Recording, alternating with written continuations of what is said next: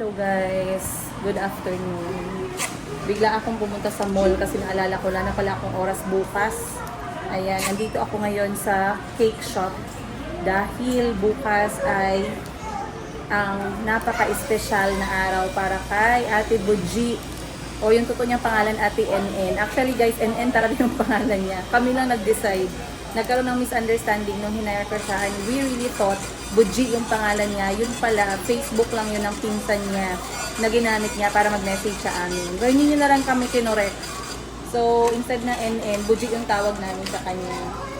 So anyway, nandito ako ngayon sa cake shop dahil kaarawan po ni Ate Buji bukas. And you guys know how much we love Ate Buji dearly dahil sa pagmamahal niya sa aking mga anak. Syempre, hindi lang kay Mayumi, mahal na mahal niya si Chico tsaka si Halby. So today, I am choosing a cake. Andito tayo ngayon. Ayan.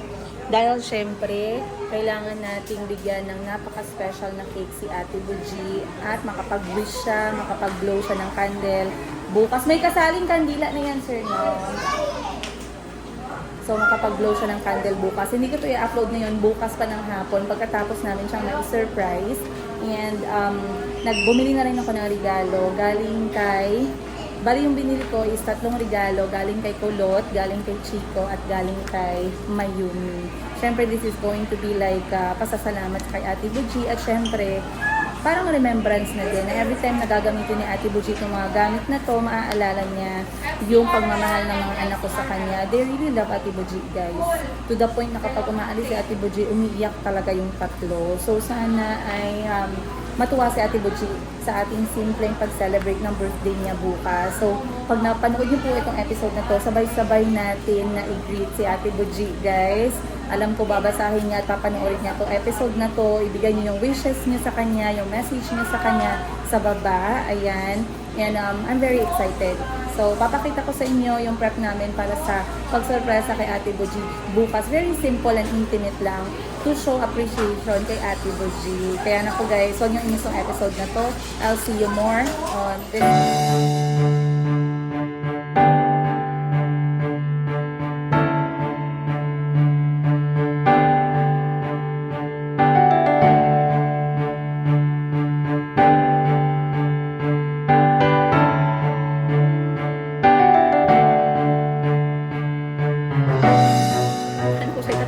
Wala na akong oras bukas. So, ipapasok na lang natin mamaya sa ref. And then, bukas na umaga, ilalabas natin.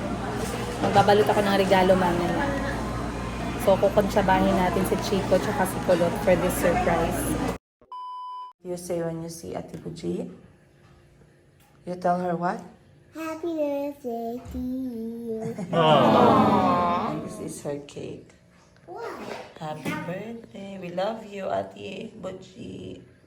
Cake. Cake. You shout, okay? What do you say? What do you shout? Happy birthday to you, Anbudi.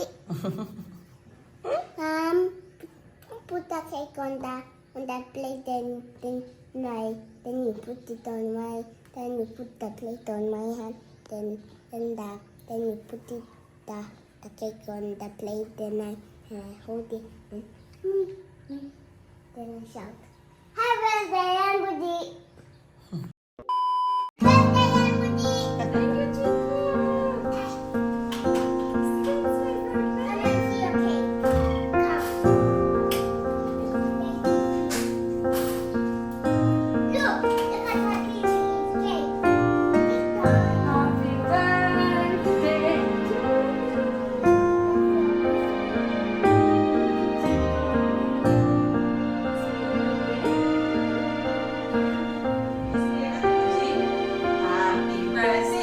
Happy birthday to you. Happy birthday. Happy birthday to you. Happy sing. Happy birthday, Ate Buji. Happy birthday to you. Ate Buji, ano yung wish? Yung blow. Ate Buji, are you crying? Okay, don't cry. Okay, you blow first. Oh, you see. What did we write there, Gabby? You read. Now, what did we write? Ate? Ah! Okay, you blow. Wow! You blow, Gigi, you blow. Ah!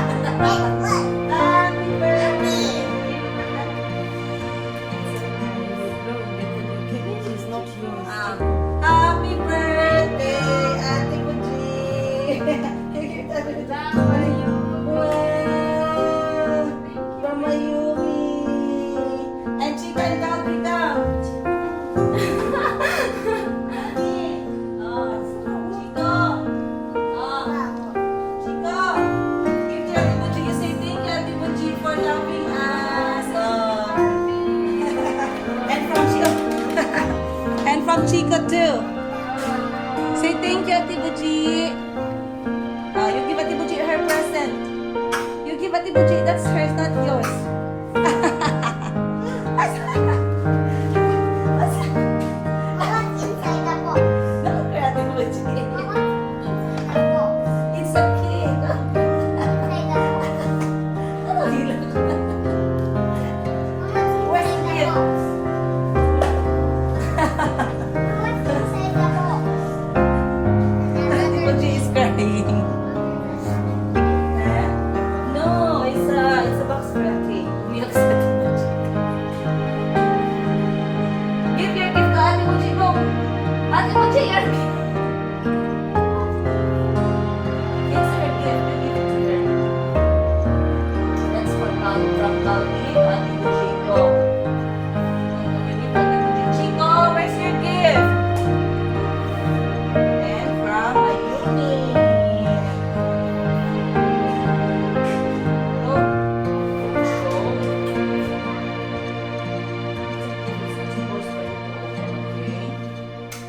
Chico! Chico, where's the green box?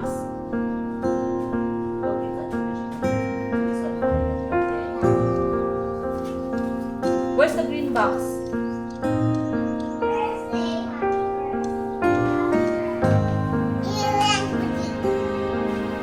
Where's the green gift?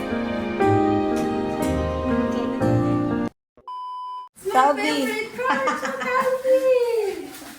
Wow! Ate Buji has a water bottle now for hot and for cold. Calvi. Welcome. Thank you so much, Calvi. Same color like that. It's my favorite color, Calvi. And now from Mayumi. Let's see what Mayumi gave. Eh? What did you give to Ate Buji? It's We'll a see. bag. Eh? We'll It's a see. bag. It's a bag. It's a bag. Oh my god, it's my favorite color, Mayumi. Oh, of course. Let me see. Not for you. That's for Tita Ate Buji. Yeah? You wait for your birthday, then they'll give you something. Mm.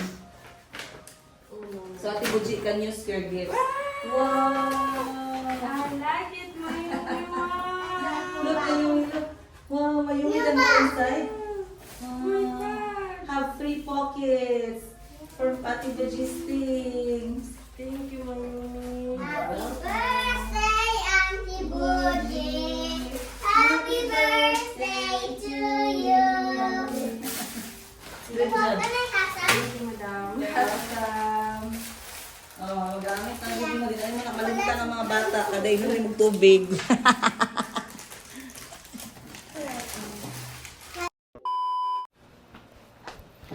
Alright, hello guys. Good morning. Sobrang overwhelming ng week na to kasi ang dami-daming kailangang tapusin, ang dami-daming kailangang asikasuhin. And of course, ito yung pinaka-crucial na linggo ng Christmas month, which is the second week up to the last week. From preparation to events to another preparation So, kahapon, nag-exam yung mga bata. So far, so good. And ngayon, meron silang practice para sa kanilang Christmas party. So, sasayaw daw yung mga bata, guys. Sobrang nakaka-excite. And speaking of sasayaw sila, kailangan para nilang magsuot ng pula at puti for Christmas. I believe meron naman sila. Kailangan ko nga palang tanungin si auntie kung okay pa ba yung kanilang mga damit. Message muna natin, guys, bago ko makalimutan. Auntie, hi. Kindly check, please, if boys have red and white going out clothes for Christmas party in school. Ayan. So, kung pwede, hindi na tayo bibili ng bago kasi may mga damit pa naman yung mga bata na kasya sa kanila. Pero anyway, ngayong linggo din ang kanilang Christmas party. Meron silang mga gift from Santa, which is galing lang din sa amin ng mga parents. And last time nakabili na ako, guys, ng maliit na remote control car. Okay na yon, basta may battery. Tatakbo na yon, okay na, matutuwa na sila doon. And of course, dahil ngayon ay December 17 na, guys, 3 tulog na lang talaga magsasama na kami ng aking eldest son na si Kuya Kahil. You guys all know him. Sa lahat ng mga nakafollow sa amin, sa lahat na nanonood ng videos namin, kilalang kilala nyo na si Kuya Kahil. He is my oldest and they are all sweet anyway. He's my oldest son. He is turning 12 very soon, which is actually a good news. Well, nag-move on na ako dun sa part na hindi na siya baby, guys, kasi we have to accept that part naman talaga. Pero the fact na kami ng papa niya, talagang natawa ako sa message ng tatay niya sa akin. Kasi sabi ng tatay sa akin, Kyle is turning 12. Does that mean we don't need unassisted minor services anymore every time he flies? And tumpak na tumpak siya doon kasi totoo naman talaga, once a minor or a child reaches 12 years old, then that's the start na hindi na nila kailangan ng unassisted minor fee galing sa mga airlines. So sobrang nakakatuwa kasi now Kahil is going to start traveling like any other adults. And I know, I am positive that he is ready. Marami nga palang nagtatanong, guys, no, kasi sa ating mga Filipino lang naman to siya, or maybe sa ibang mga bansa at kultura din. Pero we have this kind of thinking and mindset na kapag narinig natin yung bata magta-travel international, siya lang mag-isa, talagang concern na concern ang lahat. Alam ko hindi lang ibang viewers natin ganun din, no? Very ang iba na shock, ang iba surprised, ang iba hindi makapaniwala, ang iba they are very worried. I know, I feel you guys. I've been there. I was too anxious, by the way. And sobrang worried ako, kami ng papa niya, when Kahil started traveling alone. The very first time he traveled alone, pero he was assisted. And when we say assisted, merong nag-check sa kanya from time to time. And he is received airport to airport by the airline staff. So yung pinakauna is yung kanyang flight from, and the longest, by the way, from Uganda to Thailand, which he traveled for, that's 2 hours, then he traveled for around 12 hours, that's around 20 hours in total, or 24 hours in total, including the layover in certain airports like Addis Ababa, Ethiopia, bago siya nakarating ng Thailand. So that one, talagang sobrang kinabahan kami. Pero we moved on and we realized that unassisted minor fee is really there for a reason. Basically, sa mga hindi pa nakatry nito at gustong mag-try, you just have to approach the airline. Let's not talk about the visa muna dito, ha. Huwag nating pag-usapan yung visa ng mga bata, whatnot. Let's just talk about a minor flying alone international flight. Okay? Yun lang muna. Pag nagkaroon kayo ng ganyang klaseng case, or gusto nyo magkaroon ng ganyang klaseng case, gusto nyo itry, or you don't have any options but to let him fly alone or her fly alone, just approach the airline office na pinili ninyo and ask them about it.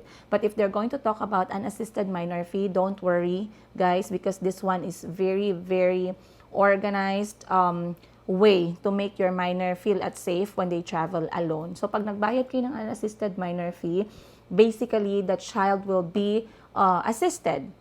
And from airport, from you na maghahatid dun sa anak or sa minor mo until such time na iha-hand over nila yung minor sa kung sino man ang guardian na susundo sa kanya sa kanyang arrival. Okay? So, for example, dito sa Gensan, once sinatid ko si Kuya Kahil sa General Santos City Airport, automatically, pwede nilang i-receive na nila si Kahil. But in my case, I always ask for permission and I do request na samahan si Kahil hanggang sa departure area ng General Santos City. And from there, kapag nasa departure area na kami, I believe the head of that airlines assigned in that airport or kahit na sino yung head staff nila, they will assist the minor to walk to the aircraft. At uunahin talaga nila yung minor na unassisted, guys. And most of the time, they let them fly business class. And most of the time, they let them stay at the lounge area without any payment, by the way. I'm not sure if nakasali na ba yun dun sa unassisted minor fee, pero I believe it's just a perk. Kasi nga, they want to always check on the minor, which I am really, really grateful for. Lalong-lalo na pag Philippine Airlines yung ginagamit ko para kay Kahil. So far, Philippine Airlines lang naman yung pinipili ko. Though Cebu Pacific is a little bit cheaper, pero I don't really have that. Wala akong experience sa kanila. And Philippine Airlines never disappointed me when it comes to unassisted minor option. Pag naupo na nila si Kahil sa business class or dun sa pinakauna na seat kung saan madali siya makita ng mga stewards or stewardess, right? Then everything is good. They offer him food. They ask him every time if he's comfortable, if he's okay. Once he reaches the local airport kung saan siya magta-transit, he will be handed over from the aircraft. Ibibigay siya ng stewardess sa airline staff na on ground. So, talagang handover siya, guys. The minor will never walk alone kapag unassisted minor fee. And then, for example, kay Kuya Kahil, pagdating niya sa Manila, NAIA International Airport I believe it's number 1, ililipat siya sa airport, terminal number 2. And from Terminal 1 to Terminal 2, meron din siyang kasabay na airline staff on the ground. And then, iha-hand over na naman siya pagdating dun sa kabilang airport. So, extremely safe. They will take him to the lounge area if matagal yung antayan. If hindi, they will sit him down dun sa pinakaunang seat sa departure area kung saan madali siyang makita at talagang ma-monitor siya ng maayos. And then again, the process is the same. Sasamahan ulit siya ng airline staff. Sa loob ng eroplano, siya yung unang isasakay. He will be introduced to the staff of the airline, including the pilot, na they are flying a minor who is unassisted. And they are the ones who are assisting the minor just in case makita nila yung minor na palakad-lakad around the airlines. So, from there, when they arrive the final destination, ayan, he will be handed over again from the aircraft to the international airport or airline staff, and they will assist him when it comes to those documents na kailangan, katulad ng arrival form, whatever kind of form, health form, visa, whatnot, he will be assisted hanggang sa paglabas niya mismo sa may arrival area ng airport. So in Thailand, he always arrive in Suvarnabhumi Airport. So ito yung airport na kung babasahin mo is Suvarnabhumi. Pero in Thai way, they read it Suvarnabhumi International Airport. Dun siya i-hand over sa guardian na nakasulat sa form niya, which is nag-iisang tao lang, yung tatay niya. His dad will then present his IDs, identification to prove na siya nga yung tatay. Ayan, hindi po ibibigay yung anak namin sa kahit kanino lang. Never. They will not hand him over. They will make sure that it's the person written on the form with the proper ID. So in our case, it's only me and his dad all the time. And like I said, when I traveled with Kahil from Thailand to Philippines, I observed him, guys. He's very, very much comfortable now. And he's not scared at all. He's not anxious at all. In fact, he knows what to do. He's comfortable sitting alone. So I'm really, really happy and excited kami ng tatay niya to make him travel more at a very young age kasi these are the things that he will never learn in school. Okay? Yung pagiging confident sa pag-travel, sana all na lang talaga, no? Kasi sa panahon natin, we cannot even travel. Some of us cannot even travel locally. Ayan. Pero sa kanila ngayon, yung mga Gen Z, Gen Alpha, talagang nakaka-travel na sila as early as 1 year old. Kasi si Mayumi na i-travel ko na rin sa Thailand when she's young. I wanted to take her to Bali, Indonesia. Pero that time, I felt like maybe it's not a good idea. So, I left her. Pero, I am one of the isa ako dun sa mga parents na supportive sa travel. Kasi later ko na na-realize what it actually teaches us. Kahit na local travel lang yan, guys, kahit malapit lang yan, traveling teaches everyone something that we cannot just learn from the book or from school or from anywhere. It's liberating, it opens up our mind, it gives us a new kind of the way we look at things in life.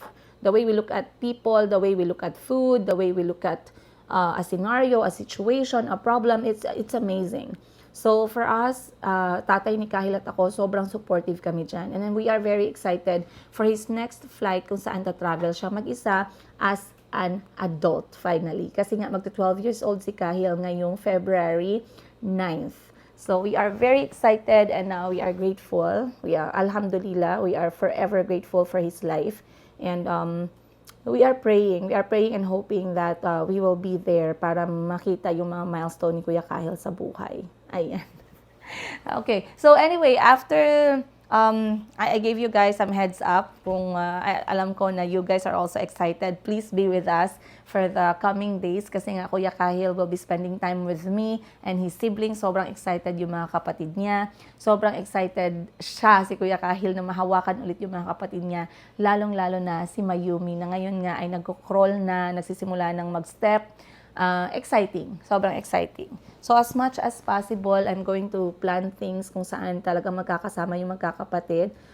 I do hope and pray that we will be given a really amazing health ngayong mga, months. And of course, this year, because that's the only way we're going to enjoy life, right? When we are healthy, mentally and physically. And yeah, ayun. Of course, ngayong araw, December 17, Ate Buji's birthday. Ayun, bago ko makalimutan, happy birthday, Ate NN, ayan, or Ate Buji, ang tawag namin sa kanya, guys. She's actually celebrating her 22nd birthday ngayong araw. And of course, this episode, nakita nyo naman guys, sobrang nakakaiyak. Ako talaga, naiiyak talaga ako. Madali akong umiyak sa mga special na tao, pero hindi ako umiiyak masyado sa mga ibang bagay. Ayan. Pero mga kapamilya, kaibigan, ganyan, madali lang akong umiyak. And of course, Ate Buji was very emotional. We were emotional, by the way. Kasi nga, nahiyak siya dahil I really asked Chico and Calvi and Mayumi to give their gift to Ate Buji, to thank her and appreciate her for loving them, not even taking care of them. Let's not even talk about that. Kasi talagang inaalagaan Ate Buji. Lahat sila, guys. It's not about trabaho niya ba yan o hindi niya trabaho, pero she is really sincerely there for my children and she loves them dearly and she enjoys their being kids. So, naiyak siya nung naglabasan na sila ng regalo nila because I wanted Ate Buji to remember the children kapag ginagamit niya yung mga bagay na binigay ng mga bata.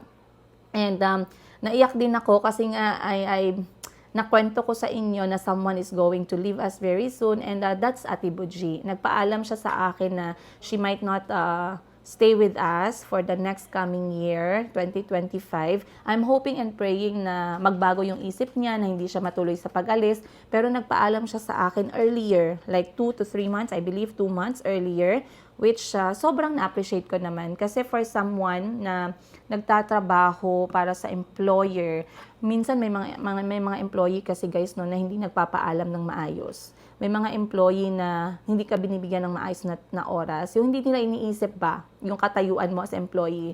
So for me, I don't mind kapag nagpapaalam yung mga staff ko. Ang gusto ko lang, request ko lang, magpaalam ng maayos at magbigay ng tamang panahon para meron tayong mindset, meron tayong heads up, may time tayo para maghanap at mag-train ng bago.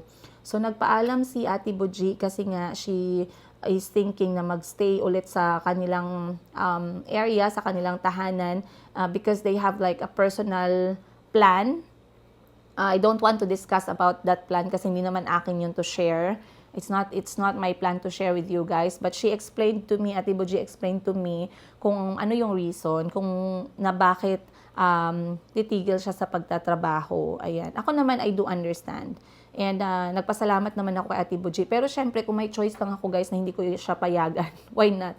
Pero ang pangit kasi pag hindi natin pinayagan yung tao, I mean, she gave me enough time. That's it. She gave me her reason. It's very valid. It's as long as hindi naman siya mapapahamak and it's for her family, it's for her own good, why not? Pero nakakaiyak at nakakalungkot na aalis si Ate Buji kasi she's sobrang amazing ni Ate Buji. Sa lahat nga pala na nagmamahal kay Ate Buji, maraming salamat po. Nakita nyo naman si Ate Buji, kasama lagi si Mayumi. Maraming salamat you guys. We really appreciate your love, not only sa akin, kundi sa mga kasama namin sa bahay. Ayun. So, at least bago umalis si Ate Buji, we had an amazing time with her and we are hoping to travel Baguio to see Baguio City and Atok. Ayan, tour with Ate Buji. And ano pa ba, nakunan natin si Ate Buji ng kanyang mga public or government IDs. Masaya naman ako at natapos natin yon. It's already accomplished. And of course, we got this day para ma-appreciate si Ate Buji. Kung talagang aalis naman siya, we are hoping and praying that she will prosper kung saan man siya pumunta and she will be healthy. Yun nga, kasi yung health talaga very important. Ayun. Alam ko mamimiss ni Ate Buji yung mga bata kasi kanina nga umiiyak na siya. Alam ko mamimiss niya si Mayumi. Nagkasama sila, I believe, 5 months, 6 months. Ayan. And alam ko mahihirapan ako maghanap.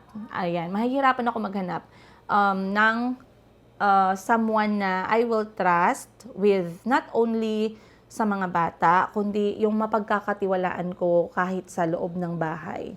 Kasi nga, sa Ate Buji, trusted ko talaga guys. And masaya ako at binigyan ako ni Lord ng isang klaseng staff na hindi lang mabait at maalaga at mapagmahal sa mga bata, kundi mabait, maalaga sa bahay, sa mga gamit, sa mga tao sa paligid ko. Very respectful, very kind, very selfless, hindi selfish si Ate Buji, no? In fact, alam niyo yung reason kung bakit siya nagtatrabaho para mapag-aral yung kanyang kapatid sa college. And I've seen that kasi nga dito talaga pumupunta yung kapatid niya sa akin na nag-aaral ng college, taking education degree. Diretso sa akin pumupunta para kunin yung sahod ni Ate Buji para isupport yung kanyang pag-aaral sa college. And that is a very nice reason, by the way. Kasi nag-worry ako baka mamaya yung pera saan napupunta. Pero it's not my decision. It's their decision. Pero to know that someone is really spending their money in that way, lalong-lalo na sa education, that is really amazing and very mature. So, na-appreciate ko yun. And yun, sana ay natuwa ako sa reaction ng mga bata, by the way. Calby greeted Ate Buji happy birthday like 5-6 times bago siya pumunta ng school kanina. Very sweet. Chico as well, nung binuksan ni Ate Buji yung regalo niya na payong na purple, sabi ni Chico, Ate Buji, you like the umbrella? You like the gift? Ayun. So, masaya ako para doon. And I know Mayumi will miss Ate Buji very much. Chico, iiyak yan si Chico for sure at si Calby. Kasi, kapag nakita mo na yung mga anak mo ay very loving sa nag-aalaga sa kanila, ibig sabihin, she's really kind and she's really the best person for the children. Pero like I said nga, mahirapan ako maghanap ng ipapalit for sure. Pero I am praying all the time naman guys, kapag sa mga staff ko na kailangan ko for me and the children, pinipray ko talaga yan. So pinagpipray ko na sana may dumating, if ever na matuloy sa Ate Buji sa pag-alis, sana merong dumating na, you know, it's as peaceful as Ate Buji. Si Ate Buji kasi yung klase ng tao na hindi mo masyadong mararamdaman yung presence niya pero ang daming niyang nagagawa sa bahay. Kasi hindi siya maingay, hindi siya magaslaw, hindi siya mabigat gumalaw. So she works quietly. Yun yung sasabihin ko. When she's done with Mayumi, alam niya na yung gagawin niyang susunod, Kaya hindi ako, hindi ako stricto sa mga staff ko kapag nagse-cellphone sila kasi alam nila when to rest, alam nila when to relax, alam nila kung kailan sila kailangan mag-cellphone. Okay? So, I believe that's it, guys. Today is an amazing day. We started very nicely. Ate Buji, if you're watching this video, happy birthday. We love you so much. And we thank you for all the love and care na binigay mo sa amin, ng mga bata, and sa bahay. Ayan, ayoko masyadong taasan kasi ayokong umiyak. pero you know that as much as possible, talagang ina-appreciate kita. And kahit na simple lang yung celebration natin sa birthday mo, I hope you are happy. And I'm praying to Allah that you will be gifted with more birthdays and a healthy body para sa'yo at sa pamilya mo. And yeah, and may Allah answer all the prayers in your heart. Kasi alam ko your prayers, I'm sure with the kind of person you are, I'm sure marami kang prayers na very selfless. Ayun. So once again, you guys, maraming salamat. Batiin natin si Ate Buji together and your wishes. And lahat ng gusto nyong sabihin down below kasi si Ate Buji walang mintis, nanonood po yan ng mga live selling ko at saka mga content ko and nagbabasa po yan ng mga comment. Ayun. Minsan nga nagagalit yan sa mga basher pero hindi naman siya palengkera katulad natin. Anyway guys, maraming salamat. Magsisimula na ako magtrabaho and I'll see you today on the next episode. Much love from Daika.